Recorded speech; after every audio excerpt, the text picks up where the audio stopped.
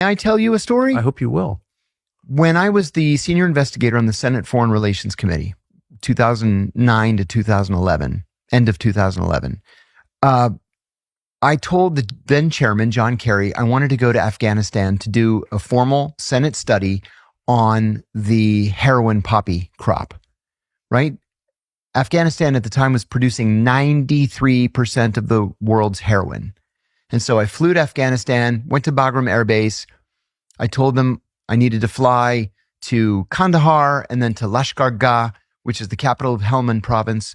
And I was doing this study. Now, as a senior congressional staff member, I had the rank of brigadier general. This is the only time in my life I ever pulled rank on somebody. And I said, they wouldn't take me down there. And I said, I'm not asking you. I'm telling you, you are going to fly me to Kandahar, and then we will fly to Lashkar Gah, and then we'll fly back to Bagram. So they relented. We went to Kandahar, did some meetings. When we got to Lashkar Gah, as you're landing, for as far as the eye could see, all you see is heroin poppy. And so I said, I want to go into the poppy fields and I want to find a farmer. And I want to talk to him.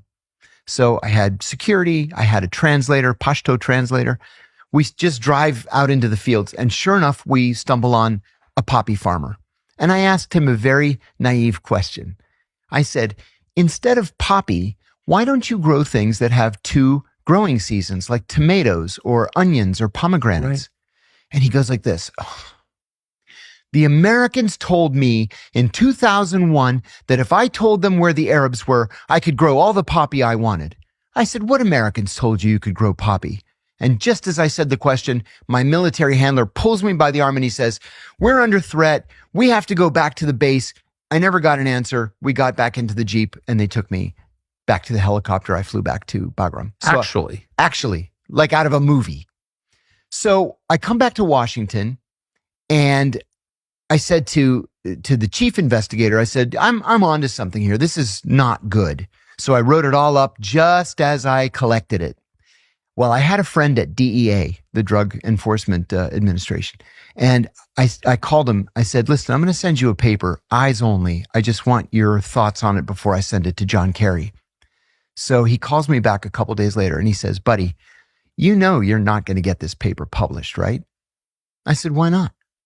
He said, Afghanistan produces 93% of the world's heroin. Almost all of that heroin goes to Iran and Russia, and we want them to be addicted to heroin. It weakens their societies. And I never got it published. Well, fast forward years later. That's disgusting. We've got a fentanyl epidemic in this country. That fentanyl is coming from China and Mexico. They want us to be addicted to fentanyl because it weakens our society. And that's why we're in the predicament that we're in. So you believe that the U.S. government allowed poppy production in Afghanistan in order to weaken Iran and Russia? I do. And the reason I have come to that conclusion is not because I'm any smarter than anybody else, but do you know how much of the world's heroin was produced in Afghanistan in the last year of Taliban rule, 2000? Not too much. 0. None. They didn't grow any, not only did they not grow any heroin poppy in 2000, they were a net food exporter to Iran and to Pakistan. And as soon as we took over, it was all about the heroin. So the idea that it's, that's quite amazing. That is a quite amazing statistic. Terrible. Does anyone in a meeting where these plans were formulated say, we're the United States, like we can't flood other people's countries with heroin. That's just so immoral. I never sat in a meeting like that.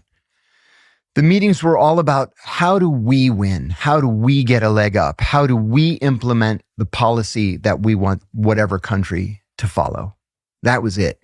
But if you intentionally flood other people's countries with heroin, it's kind of hard to tell yourself you're the good guy. Like that's... Oh, Tucker, that was something that I struggled with for at least half of my career at the CIA. We're supposed to be the good guys.